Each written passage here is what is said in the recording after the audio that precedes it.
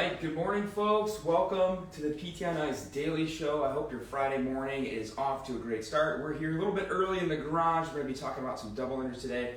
Welcome to Fitness Athlete Friday. My name is Alan. I'm happy to be your host today. Currently have the pleasure of serving as our Chief Operating Officer here at the company, as well as the division leader in our Fitness Athlete division. We love Fitness Athlete Friday. We would argue it's the best day of the week. On Fitness Athlete Friday, we talk all things relevant to the CrossFit athlete, Olympic weightlifting, powerlifting, bodybuilding, anybody that's recreationally active in the gym. We also talk about our endurance athletes, whether running, rowing, biking, swimming, triathletes. If you have a person that's getting after on a regular basis, Fitness Athlete Friday has a topic for you. Some courses coming your way from the Fitness Athlete division. We have a couple live courses before the end of the year as we get ready to close out 2023. This weekend, as in tomorrow and Sunday, November 4th and 5th, both Mitch Babcock and Zach Long will be on the road teaching. Mitch will be down in San Antonio, Texas, and Zach will be in Hoover, Alabama. Even though it's last minute, both of those courses still have some seats. And then your final chance to catch Fitness Athlete Live will be the weekend of December 9th and 10th. That's going to be out in Colorado Springs, Colorado, and that will be with Mitch as well. Online from the Fitness Athlete division, our entry-level course, Clinical Management Fitness Athlete Level 1 Online, previously called Essential Foundations. The next cohort of that class begins November 6th.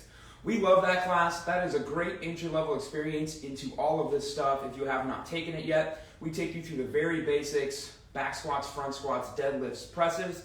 We get into some basic gymnastics with the pull-up and introduce you to Olympic weightlifting with the overhead squat. Along the way, we have case studies relevant to athletes with those particular issues that we discuss with those movements. We talk a lot about loading, and we get you introduced to basic programming, both for injured athletes and also how to recognize CrossFit-style programming, strength-style programming, to better prepare you for those folks who want to continue on to our Level 2 online course, previously called Advanced Concepts, who really want to drill down into programming, advanced gymnastics, advanced Olympic weightlifting, and truly become the provider of choice for athletes in their region through the Clinical Management of Fitness Athlete certification. So that's what's coming your way course-wise from us in the CMFA division. Today we're going to talk about double unders. This is personally an issue I've struggled with for a long time, and probably maybe aside from pull-ups and handstand push-ups, one of the more basic movements we see in the gym that still a lot of your membership base will struggle with, maybe you personally struggle with. And I want to talk about what are we actually trying to do with the double under, some tips and tricks and cues to think inside your mind as you're going through them. I want to spend some time talking about the equipment involved in jumping rope, because I think there's two sides of the equation: people with very basic equipment and people with maybe equipment that they don't need, that's maybe too expensive, too advanced. And then I also just want to talk about how to begin to better practice double unders so that you can work towards achieving them and being able to complete them during a workout in large sets when the CrossFit Open comes up, or just in your regular workouts at the gym. So first things first, what are we doing with double unders? When I ask a lot of athletes in the gym when I'm coaching, when they say, "Oh my gosh, I just did 5 double unders in a row," I say, great, what were you thinking about? And overwhelmingly, the majority of the people say, I don't know. I couldn't tell you what I was thinking about. And that strikes me as very different from a lot of stuff that we do in the gym. People usually have maybe one cue or maybe even a couple cues in their mind when they're setting up for a heavy deadlift, when they're setting up for a clean and jerk or a snatch or a handstand push-up. They often don't kick up upside down or go to max out their snatch and tell you that they had nothing going on in your brain. But something about the double under, people think it's just magic, how you learn these and how you get better at them. And unfortunately, it's not magic. Fortunately, it's just physics. So I want to talk about, really at a base level, at a nerdy physics mathematical level, what are we doing with the double under? We are translating linear force. We are creating force across the lever that then transforms into rotational force, where your jump rope handle meets the bearing, if your jump rope is nice enough to have a bearing. So a lot of times the setup, even with just the handles, is wrong. Of looking at a jump rope, again, it's quite a basic piece of equipment. It's got some handles for you to hang on to in a rope. Even a cheap, moderate jump rope of $20 should have some sort of bearing set up so that it spins a little bit. we are trying to create force at the end of the handle that as we flick that jump rope, it turns into rotation through the rope. And that by doing it both hands at a time with that flicking motion, we spin the jump rope. What we're not trying to do is physically spin the rope ourselves with our shoulders, right? We're trying to create rotational force through a flick. So the first thing is making sure that you are even handling your jump rope appropriately. If you are cinched down with a full grip right where the handles meet the bearing, first of all, you can physically block the bearing if you're not careful. If you hold right here with a depth grip, that bearing cannot spin anymore, right? It's going to be extraordinarily difficult to easily create rotational force here, and you're going to naturally be that person who has to spin your arms to spin the jump rope. That's exhausting. It's not a great way to do single unders, and it's an even worse way to do double unders. So first things first, where are you grabbing the handle? You should be grabbing further down the handle, ideally with a loose grip as low on the handle as you can get, right? The longer the lever, the more force amplification we have, right? The more force is going to be transferred and transformed into rotation down here versus the higher we grab up towards that bearing. So a nice loose grip, thinking about flicking, creating linear force at the bottom of the handle that creates a spinning force for me up at the bearing. So that's number one, of making sure that you're even using the jump rope correctly. The next thing is making sure it's sized correctly. I always laugh when I see people in the gym who I know are taller than me, which is not very useful because most human beings are taller than me. But I know someone is a couple inches taller than me, and I see them using a rope shorter than a rope I would use. And I think, what the heck? Why are they using such a short rope? It makes sense why trying to do double unders, they're bringing their knees up to their chest and bending their knee to try to clear the rope because the rope is so short. How do we size a jump rope? We take the jump rope, we hold both handles, we step 1 foot, we try to even it out as much as possible, bring it towards our body, and the length of that rope should be at our nipple or maybe a little bit higher.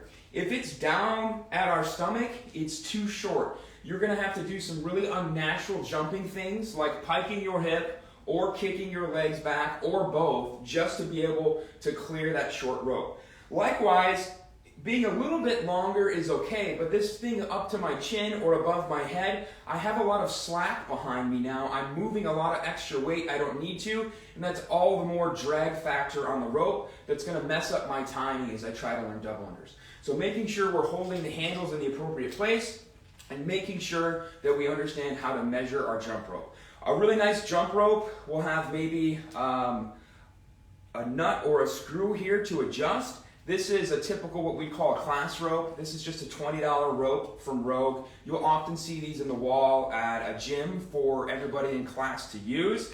These can't be adjusted. They go based on your height. There should be a table or a chart, or the coach should know what color you should be using based on your height, assuming that you know what your own height is, to make sure that you're using a jump rope that is long enough with maybe a little bit of extra slack, but is not extraordinarily short or long. So that's first things first, using linear force to create rotational force, making sure the rope is sized to us correctly, and making sure we're holding the handles in the right spot so that we're not hampering ourselves from creating that rotational force. We have a saying, with jump rope, with most things in life, it's usually not the wrench, right? It's not the equipment, it's the mechanic. But sometimes it is the wrench. A lot of folks start trying double unders with maybe the class rope they have, and I think that's a great place to start.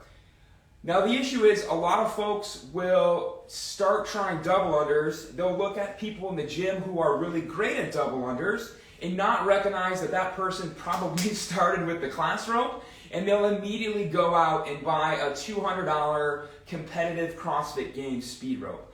There's a couple issues with the wrench itself of making sure you have the right wrench. We've already talked about length. A really nice jump rope, again, will have a way to adjust the length that you can undo a screw or a nut and make it longer or shorter and get it really dialed in. These ropes, again, are a fixed length, but making sure the length is exactly correct. The next thing that most people don't consider is that this jump rope has some weight. Yes, the handles have weight, but that's going to be relatively fixed based on the brand that you have. So not considering the weight of the handles, what is the weight of this rope? This is a class rope. This is about 2.5 ounces or so, which I would call a medium weight rope. When we are doing jump rope and learning double unders, the best thing you can do is use a rope that's a little bit heavier. Why? 2 reasons. When you spin a heavier rope, you can hear it slapping on the ground in the gym, even over the loud music. That helps your brain learn the timing. A heavier rope also forces you to develop wrist speed. When we're doing double unders, it's not about how fast you jump, it's about how fast you turn over your wrists. And a really light rope doesn't force you to learn that speed because it costs you almost no energy to go through that movement pattern. So for a lot of folks, they're trying to purchase the most lightweight rope ever, and I'm going to show you some different ropes here in a second, when in reality they should probably be working with a heavier rope. Again, this is a class rope. This is maybe 2.5 to 3.5 ounces, somewhere in the middle. What's going to help a lot of folks is to get a heavier rope. So this is an RX Smart Gear brand rope. You can buy this from Rogue or from RX Smart Gear directly. You can see just by looking at these 2 ropes, significantly thicker, right? This is a 4.1 ounce rope. The handles are different, yes. They spin a little bit better. They have a little bit better hand grips. You can see here different spots to put your thumb along the handle. But most importantly, the cable is heavier. Again, about 4 ounces. This is going to teach hand speed. This is going to build up endurance with the double under. And it's also both the sound and the feeling of this rope is going to help learn timing a lot better for our jump rope. So making sure that we have the right rope. Again, almost everyone trying to get good at double unders immediately goes and buys the $200 speed rope, when in reality they should probably buy this. Now the nice thing about these ropes, if you can see, I'll bring it up really close, is this is just a keychain type carabiner of when I'm ready for a lighter rope. The most expensive part of a jump rope are the handles. The cable is usually cheap or sometimes even free if it gets frayed. If you fray your actual rope, you can email Rogue, you can email RX Smart Gear. They'll send you a new cable that you can reattach to your handles, and you can use the same handles forever. So as you get better, you can detach, put a lighter cable on, make it easier and more energy efficient as you actually start to string together double unders. But early on, you're going to want a heavier rope, something around 4 ounces. That's the biggest recommendation I can make to folks who are trying to learn double unders, and especially to those folks who have 19 different speed ropes at home. They've got a second mortgage on their house full of jump ropes just to pay for them all. And they're going lighter, lighter, lighter, thinking they need a lighter rope, a faster rope, lighter handles, diamond grip handles, when in reality they just need a heavier cable. So when in doubt, go heavier. Again, 4 ounce rope compared to maybe a 2.5 or 3 ounce rope.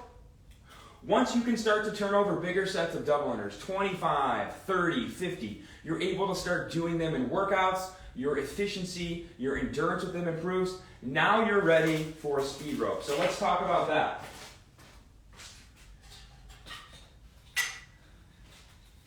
This is an Evo speed rope. You can see the rope, the cable itself is basically non-existent. This is aircraft grade aluminum. This is about 0.8 of an ounce. So almost 500% lighter than that heavy rope I just showed you. This weighs almost nothing.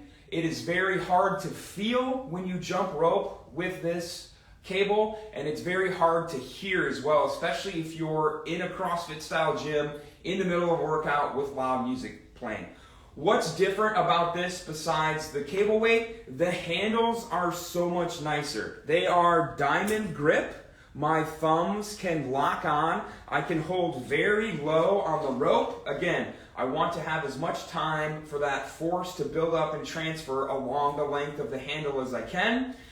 I can hold just my index finger and my thumb and really develop that flicking motion. What's also very nice is look at the spin on this handle, right? that thing spins forever. Very, very, very efficient for large sets of double unders, but only once you can actually do them. So this is kind of the in-stage progression of somebody who looks at a workout that has a couple rounds of 30 or 50 or maybe even 100 double unders and says, no problem, I got that. This is the rope for that person. This is very expensive. These ropes are about $200. And again, the most expensive part arguably is the handle. If the cable frays, you can replace it. But a very, very, very high quality jump rope intended for folks who have already learned how to do big sets of double unders, ideally using a heavier, cheaper rope. So that is what we would call a speed rope. So that's the wrench. Now let's talk about the mechanic, because there are a lot of things we can do, a lot of cues we can give that can very quickly make double unders a lot better. The first thing is understanding, again, in a double under, what changes is my hand speed. Jump, spin, spin, jump, spin, spin. It is a double spin of the rope. It is not an increase in my jump rate. A lot of folks are used to getting away with single unders with a very fast, low bounce off the ball of their foot. Because in a single under, we're only clearing the rope once, we can get away with a very small jump and just clear that rope once. We see a lot of boxers do this. You see a lot of people in the gym who have jumped rope a lot in the past do this with single unders. They can crank out 150 single unders in 1 minute with that very fast, low jump. That's not going to cut it for a double under. Why? The rope has to pass twice. A lot of athletes in the gym will ask me, I have no problem getting it over the first time, but it gets caught the second time. The answer is yes. The rope has to come back around again twice, and you have to be in the air the whole time. That's why it's called a double under. You're trapping the rope on the second time through, which is why you're not getting your double under. How and why are we trapping the rope?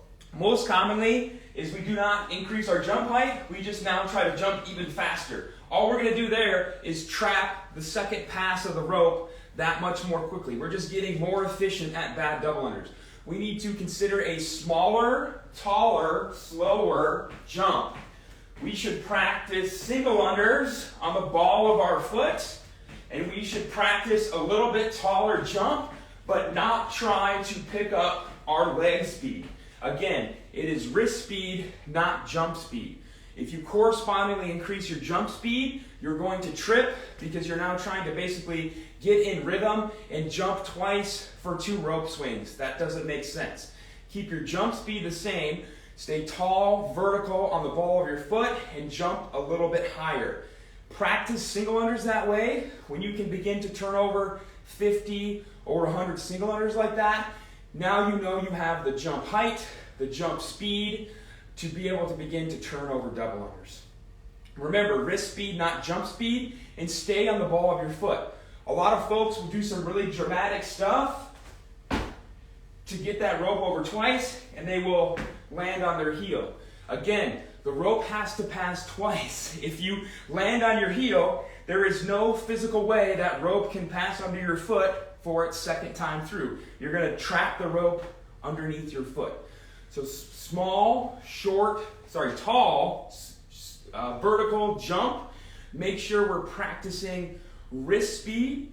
A penguin drill is a great drill to give people, to have them practice maybe what's a new jump height and cadence for them. And at the top of their jump, have them slap their thighs twice to imitate the double flick of the jump rope. You'll find a lot of athletes who think they should be able to do double unders struggle a lot with that drill. They are used to that short, very fast jump cadence for single unders. Asking them to slow down and jump a little bit higher wrecks them. It also messes them up mentally when now they have to focus on actually doing something with their hands. You'll find they're probably not as ready for double unders as they thought they were. So double unders, not magic, just physics. We are creating force across a lever, the handle of the jump rope. We're holding it as low as possible. We're trying to create rotational force where the rope meets the handle at the bearing. We're holding it as low with as loose of a grip as we can. We're thinking about flicking the wrist, not spinning the shoulders. Sometimes it is the wrench. Make sure the rope is the correct length. Make sure newer athletes who are beginning to experiment with double unders use a heavier rope, something 3, 4, maybe 5 ounces, and that we reserve those speed ropes for once we're actually able to string together bigger sets of double unders with a heavier rope. The final thing is how to progress these. A lot of folks want to be able to do more unbroken sets. Can you just practice more sets of double unders? Yes. The key thing though is that we practice that. We don't try to do it in the middle of the workout under an extreme amount of cardiovascular fatigue, and that we consider double unders no different than a back squat or a clean and jerk or a deadlift. That we take principles of progressive overload and we carry it over to our body weight, cardiovascular stuff, especially higher scale like double unders. How do we do that? Things like a Zeus rope or a drag rope are great. A drag rope is literally climbing rope with handles. It has, you can see, the same handles as some of the other jump ropes I've shown you. The only difference now, there is no handle spin. The only way I'm going to rotate this rope is by being really aggressive and really fast with my hands. This is a 9-ounce, I guess you'd call it cable. Again, it's technically just a length of climbing rope. This is 9 ounces, so this is 900% heavier than the speed rope. So if I want to get better at double unders, where I can look at a workout that has a couple rounds of maybe 100 double unders, and it has some other stuff in there too that's also going to make me tired from a cardiovascular perspective, how do I know when that workout shows up that I can blast through those with my speed rope? Well, when I go back and take class workouts that maybe have small sets of double unders, 20 or 30 at a time, I bring my drag rope to class. And I do smaller sets with a heavier, slower rope that continues to progressively overload my double unders so that when big sets do show up in different workouts, I can handle those no problem with my speed rope. So it takes practice, intentional practice. Folks are always disappointed that they don't magically learn double unders 18 minutes into a 20-minute AMRAP. That's not how it works. Sometimes it does, but it usually doesn't. Practicing this stuff at home with a cheap jump rope from Rogue that's 20 bucks, practicing 10 minutes a couple times a week is really going to go a long way. I always tell folks when they're practicing double unders the same way I tell them when they're practicing things like pull-ups. When you're learning to kip, when you're learning that motion, forget about getting your head over the bar. Just learn the rhythm. That's the most important thing you can do. I say the same thing to folks who are going to be going home and practicing double unders. Don't focus on actually getting the double under. Focus on doing the mechanics correctly. Use a timer so that you're not just in your garage for an hour and you're breaking stuff because you're so frustrated or the neighbors are worried because you threw your jump rope into the street. Set a timer, do as many as you can, and then take a break for 2 minutes and do a couple sets of that. Make sure that you aren't treating it as a workout, but that you're treating it as practice and that you use different methods once you actually can do double unders to continue to progressively overload your double unders. So double unders, not magic, physics. Make sure your wrench is set up, but make sure your mechanics are dialed in as well. And make sure if you want to get better at these that you actually spend diligent time to practice and make sure that it's actually practice and it doesn't turn into a second workout that day. I hope this was helpful. I hope you have a fantastic Friday. If you're going to be at a live course this weekend, we have 10 of them going on, I believe, so I hope you have a fantastic weekend. We'll see you all next time. Bye, everybody.